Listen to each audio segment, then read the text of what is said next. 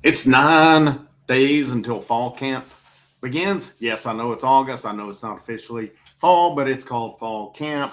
Tennessee starts next Wednesday, August 5th. Players report back to town August 4th. Of course, SEC Media Days were last week. People's blood is starting to get pumping, get flowing. We're ready to rock and roll with football. It's almost here. Now, with that said, with this episode, I've looked at 5 things. I've looked at all the things coming. Obviously, I've not going to discuss every issue, everything on here, but I've narrowed it down to 5 things that I want to see out of this team and 5 things that I think are questions coming in. Hit the like, hit the share, hit the subscribe button. I'm going to go, obviously, starting at 5, go to 1. You can guess what number 1 is. I'm sure it's the big talking point. It's been for a while now. Pretty much, I guess, ever since Sam Levitt committed to LSU. Joey Aguilar, of course, denied another year eligibility. So we know what number 1's going to be here. But I'm going to start off number 5. I'm going to try to go through these quick. I'm going to try to hit the high points. We're going to hit who's returning, who left at some positions, and kind of look at where I'm looking at. This is one I don't think gets talked about enough. And I thought last year this had taken a step back. And my number 5 I've got is, will the special teams be special again this year? I really thought they took a step back when Mike Eckler left last year. Of course, you had Crabtree Bonamego back as, Crabtree is your special teams coordinator. Bonamego, though, a guy with plenty of experience with it. Now, looked at some of the numbers with it as far as punting, returns, those things as well. And really what stood out to me, we know what the obvious one was that did cost Tennessee some games with it. Unfortunately, you got to put it there. 14 out of 19 on field goals, 73.7% last year for Tennessee's field goal kicker, Max Gilbert, who has now transferred to Arkansas. Humongous miss against Georgia, which I really don't think Josh Heupel did him any favors at all on that. I felt like Josh Heupel iced his own kicker, but huge miss there. He missed one at Mississippi State that could have been big. Missed one against Oklahoma that I thought was a momentum changer as well. So Max Gilbert out. Tennessee goes out, hits the portal. They bring in Cooper Ranvier, Louisville kicker, who was a redshirt freshman last year. Would be a redshirt sophomore. Ranvier, 84% on field goals. Perfect from 20 to 29. Perfect from 30 to 39. Only one miss from 40 to 49. 2 out of 5, 50 plus on it. Gilbert, 2 out of 3 from 50 plus. But the difference there was Gilbert had 2 misses from 40 to 49. He had a couple misses 30 to 39. And, that's a big place where Tennessee's got to get better, is in the kicking game. And I felt like both years Gilbert, he showed signs. I mean, he has the leg, but it was just inconsistent. It took a step down last year. Again, huge miss against Georgia. There's no other way to put it. Was that one kick responsible for the loss in that game? It was not. But in that moment, he had a shot to win that game. He missed the kick. That's the bottom line. There's no other way to put that. Yes, I know the defense was just horrible on that day, but the bottom line is Tennessee still had a chance to win that game. The guy who had that chance missed. All right. So Ranvier is brought in now to, again, 84% versus 73.7%. That's on paper an upgrade. Interesting to see there. Jackson Ross returns at punter. Tennessee ranked 15th in net punting last year at 42.1. Jackson Ross averaged 44 yards per punt. Tennessee in punt return defense ranked 18th in the nation. Only gave up 4 yards per return with it. But there were times I thought the punting, I don't know, I felt like there were times that it was off a little. But if you look at some of the numbers, it really wasn't bad by any means. I think there was just some of those kicks, maybe some shanks that happened. But I still feel like the punt game could be a little better. And then the return game. I mean, here's one. I feel like kickoffs in college football they're not extinct. They're not non-existent. Tennessee only had 11 on the year last year, but they did rank second in the country, 30.4 yards per return. Was that skewed with Joakim Dotson's return for a touchdown in Music City Bowl? Possibly, but Peyton Lewis was over 20 yards per return. DeJuan Morris was over 30, and of course, Joakim Dotson, 57 yards. I would look for either Dotson or DeJuan Morris to possibly have a good shot back there again. And then the punt return game. The punt return, I'd say we ranked 46th in punt return at 10.7 yards. Boo Carter was most of that. Braylon Staley had negative yards. DeJuan Morris, okay, so I'm curious, is it DeJuan Morris? Could it be Tyreek King? I've heard about him being an excellent returner as well. But Tennessee special teams, specifically the kicking game, that's where some games have got to be won when we get those opportunities with it. Number 4 to me is, does this offensive line take the next step? I really think it's a crap or get off the pot year for Glenn Ellerby. I'll be honest about it but I think one thing that's going to help this year as well is the hiring of Derek Owens, because the strength and conditioning has been below par under Kurt Schmidt. There's no doubt about it. Josh Heupel went out and made a big hire with Derek Owens. Could this be what helps this offensive line get to that next level? Because I felt like against the more physical teams, Tennessee on both lines gets out physical. They have been basically the entire Heupel era so far. But, you look at it from Tennessee's standpoint. David Sanders Jr. is going to be your left tackle, Wendell Moy Jr., left guard, Sam Pendleton, center. Now, where do you go here? Jesse Perry's going to start. The case is going to be made. Is it right tackle, right guard? Just me watching last year, I thought he was better at right tackle. Pro Football Focus backed that up as he graded out as a tackle at over 71. He graded out at just over 67 as a guard. Now, you could go with him at right guard. Don't get me wrong on that. But in that regard, Jesse Perry definitely did a job. Now, you lose Lance Hurd. It could be a loss. Let's make no mistake about it. Hurd did a pretty good job last year, but you've got 5 guys coming back who started multiple games, though, because to me, you put Perry at right tackle, that's going to leave you either Sham Umaroff, who started while David Sanders was out, or you got Donovan Haslam coming in from West Virginia. You obviously got Ori Williams, right tackle coming in from LSU as well. You've got a lot of options there. And then, with the offensive line also, who takes the next step? You got a sophomore. I'm looking at some of the younger guys there. Ogamuro. You've got, of course, Gabriel Osenda, true freshman coming in. Jeremiah Hurd, redshirt sophomore. Nick Moore is a guy that a lot are saying had a good spring. Can he push Sam Pendleton at center? Kamari Blair, true freshman coming in. Ed Baker, true freshman out of Baltimore. Gage Ginther is a guy scholarship.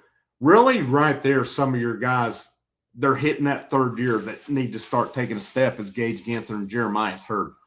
Third year in, I think that's where you start to realize you're either going to start to be a player here or you're going to be going to the portal. It's just the honest thing. But with the new quarterback coming in, inexperienced redshirt freshman or true freshman, whomever it is that starts. Tennessee ranked last year 51st in rushing offense.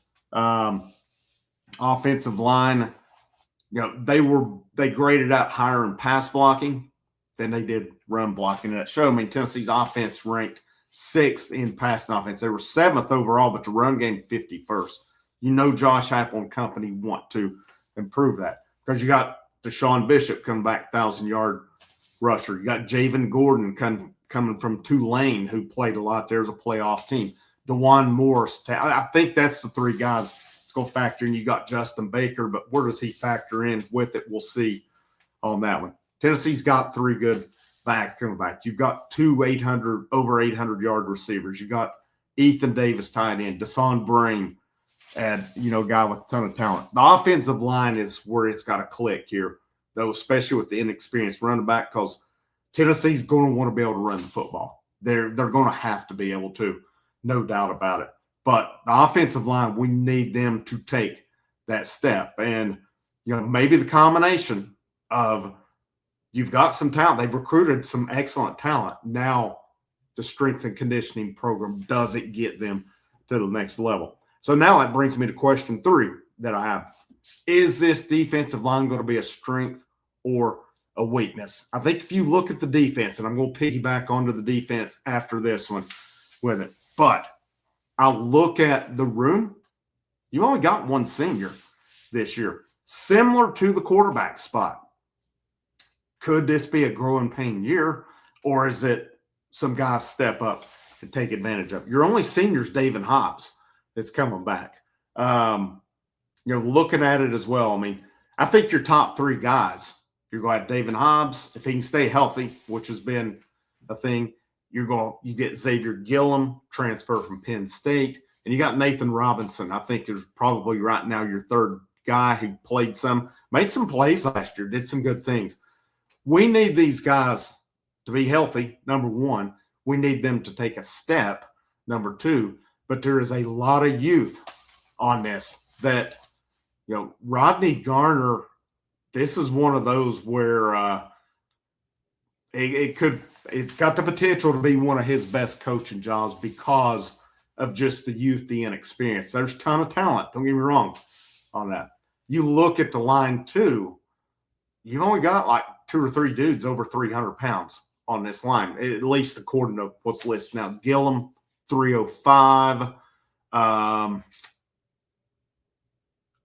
Darion Albert, true freshman, 309. I was thinking that's it. That is your only 2 guys listed right now over 300 pounds with it.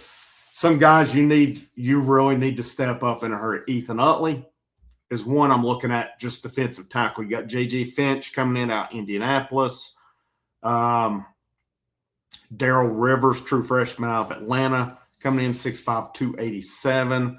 Isaiah Campbell, sophomore, was a highly rated recruit, come in 2 cycles ago. Of course, we mentioned Darion Albert out of Mississippi. And, the only other, it looks like true defensive tackles, Charles House. How ready is he to contribute? I've seen stuff where maybe he's not, but that's going to be a big thing at defensive tackles. Some young guys are going to have to step up in a hurry. They're going to have to grow up quick this year. There's no doubt that staff will coach them up. How quick does it take them to get there? And then you look at it end as well. Tennessee lost some talent last year at defensive end. There's no doubt about that. They did add Jordan Norman from the portal from Tulane. Tyree Weathersby should take that next step, be one of your starters this year. And then I look through them as well, other guys. Marion Dye, dude out of Indiana. Does he take the next step? Talented dude that they got there. A guy like Carson Gentle, where does he factor in? He's a redshirt sophomore, listed 6'3", 265. Carter Goodwin, true freshman. Kedrick Golston, true freshman. Christian Gass, redshirt. Can he take that step at end that they need as well? Zach Groves, true freshman out of Cross Plains. C.J. Edwards, freshman out of Jersey. Breeze Carter, freshman out of Atlanta. And Hezekiah Harris, freshman out of Alabama. That kind of rounds out as well. Lots of talent, lots when you look on paper, but how quick can these guys grow up? That could be the key to this defense this year, is how quick that defensive line grows up. And that's going to bring me to point number 2. That's the Jim Knowles defense. How quick can we start seeing results with it? Because it's said a lot of times it takes 2 years with it. Well, Penn State's defense was top 30 last year, which was a drop from the year before. Where would Tennessee have been last year with a top 30 defense, though? Tennessee's a playoff team with a top 30 defense. I've seen numerous people saying this year, if Tennessee's got a defense, they're a playoff team. That's going to depend on my number 1 question here, I think, some of it. But you look at the Jim Knowles defense. He brought Anthony Poindexter, Andrew Jones with him. or not Andrew Jones. I've got to look here. I'm thinking of baseball right now. But yeah, he brought, or Andrew Jackson, it is. Andrew Jackson, Leo's coach, came with him, Penn State. Anthony Poindexter comes with him from Penn State. Excellent safeties coach, co-defensive coordinator, secondary coach. Then they bring in Derek Jones, a guy who's got some experience. Of course, William Inge, Rodney Garner were the holdovers on that staff. Now you look at it from a player standpoint. At safety, among others, the thing with it is 3 guys are coming in who know the system. DeJuan Lane at safety, Amari Campbell at linebacker, Xavier Gillum, defensive tackle. And, of course, you had Chaz Coleman who flaked out.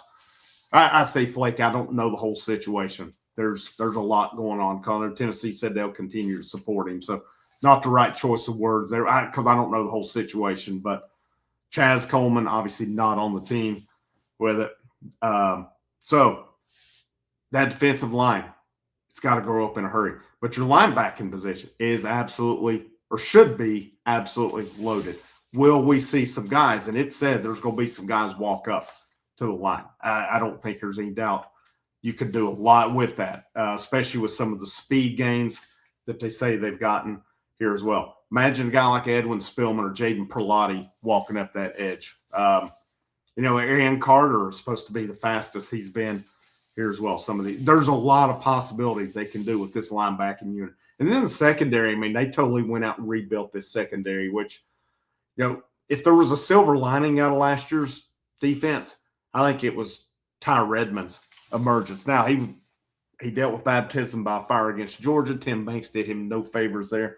I mean, it's a defense last year, these numbers. They did rank 14th in sacks, not bad, but 91st in scoring defense, 73rd in rushing defense, and Tennessee ranked in passing defense 112th in the country, only ahead of 22 other teams. Defense was absolutely horrific last year. That's why it changes. So Josh Heupel goes out, makes the change.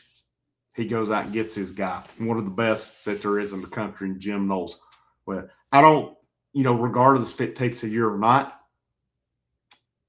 the defense is going to be better this year. I have no doubt about that. It will be much improved. There's a lot of talent here. And again, Tennessee went out and they rebuilt this secondary. And there shouldn't be the issues last year. You're going to have Redmond at one corner, probably Kay and Lee, Auburn transfer at the other, Quay Moss, kind of looking like your nickelback. And, they brought in a lot of guys here. And the emergence, with Farouk sticking around, Poindexter talked about he's really happy with him. You add guys, DeJuan Lane will be in the fold. TJ Metcalf, transfer from Michigan. Tevis Metcalf, transfer from Michigan, factors in.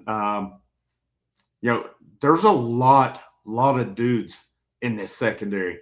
Now, they went out and got a lot of guys, but, just out of the portal, I mean, you get the guys I mentioned already. You get DJ Burks, Appalachian State. Isaiah Harge, Colorado, comes in. I mentioned, the Metcalf brothers, Lee, DeJuan Lane, Jadaeus Richard, defensive back from Miami. I mentioned Quay Moss. Plus returning guys. Trey Petite, I've seen, about him making strides. And then, Sidney Walton, Dylan Lewis, Tim Merritt, some of these guys, what steps they take. And you added a lot of freshmen to it also. I have no doubt this defense will be a lot better this year. But, still going to be the questions, how much after how bad it was last year. What's number one here. Who's going to lead the quarterbacks? George McIntyre, Faison Brandon, Ryan Staub. That's your 3 guys. It's a George McIntyre, Faison Brandon battle. There's no doubt about that.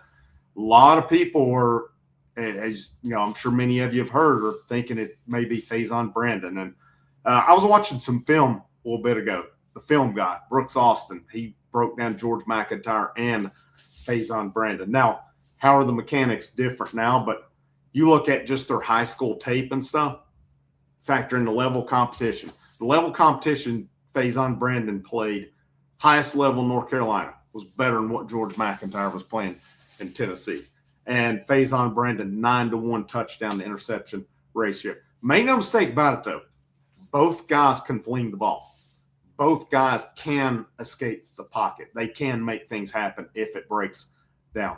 The question to me is going to be who can get rid of the ball, who takes care of the ball, when the pocket who has the better pocket presence, who can read more than one option with it. We'll see how that goes based on, I don't know. We'll see how. I think Faison Brandon's got a good shot to lead this. And much like the defensive line, the quarterback position, there may be some growing pains this year at both of those positions just because of the youth at them. But you get through this year, you see progress at those positions. You return all that talent, keep it in the fold next year. Sometimes you go through those years of growing pains. Yeah, I know the schedule's tough the next 2 years. It's going to be much tougher next year with 5 road games in conference. But you get that growing moment. You start seeing at the end of this year, these guys progress. If you do, right? We've obviously seen years where guys have regressed. All right. But if we see that progression, some of these young dudes do it. If they grow up in a hurry, this team's got a lot of potential this year. But that's your two to me. Quarterback, defensive lines, where you're, as far as position-wise, your biggest questions. Again, to me, who has pocket presence? Who can – I don't need to see a guy just sitting back there holding on to the ball. And, again, if this offensive line's getting whipped and the quarterback doesn't have time, then that's a big, big issue. That can't be the case, though. Got to have somebody back there who can read, who can get rid of the ball. And, again, if it breaks down, who can make it happen. Based on what I've seen just on high school, last year McIntyre played a little bit against ETSU. Pocket broke down some. He was able to escape it. Some of these SEC teams, though, are not ETSU.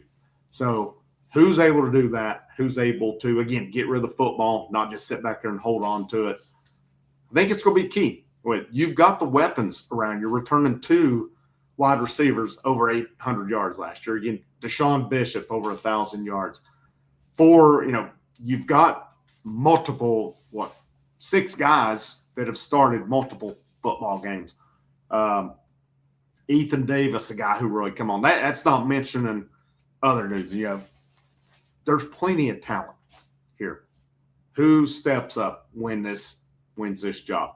That's going to be the big key. And is it a case? Do they go to quarterback system, or whoever wins it has got the keys to it and they're going to ride with him, unless they just have no choice but to make the pull at that point? Plenty more to talk about as we go along.